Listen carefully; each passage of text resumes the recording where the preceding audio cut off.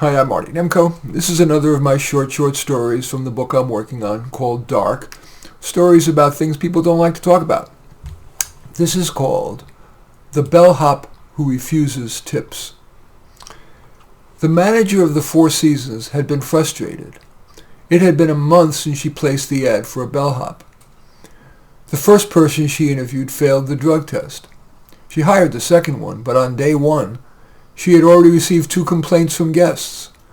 She tried to work with the young man, but he said, "This shade ain't for me." So the manager continued to search. When she saw a portly 75-year-old walk in for an interview, she sighed, but she was desperate.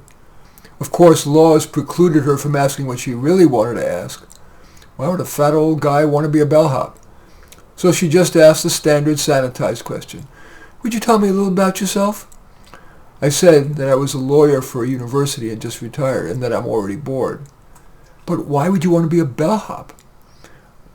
I told her that I grew tired of the university's greed, suing researchers, faculty members for the rights to the products they had worked so long and hard to create, suing the government for not giving them enough money, and defending against professors who sued because they believed they were denied tenure for non-merit reasons.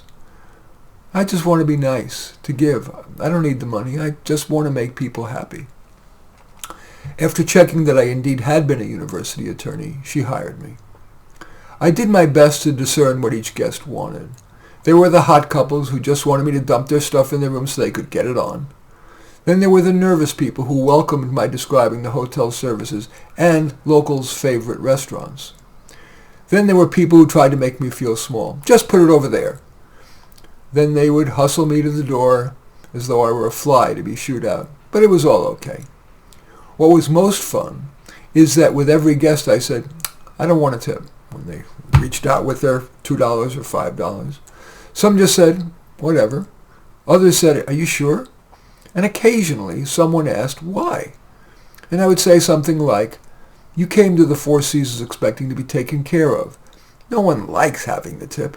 Part of my taking care of you is to not get a tip. I just want you to feel cared about."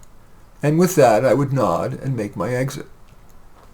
The guests seemed to appreciate that, but one person went far beyond. He said, "Tell me about yourself." I did, and he offered me a job as general counsel for the nonprofit where he was CEO. I thanked him, but said, "I'm happy here, happier than I ever was as a lawyer." It's now a year later, and I'm still glad I turned him down, and that I still do my bellhop thing. Every morning I wake up with some aches and pains from lugging people's stuff, but it's worth it. What a privilege to be able to give pleasure to every person I serve. In any event, that story is called The Bellhop Who Refused Tips. As usual, I welcome your thumbs up and accept your thumbs down. I always look forward to your comments, and especially like it if you hit the share button below.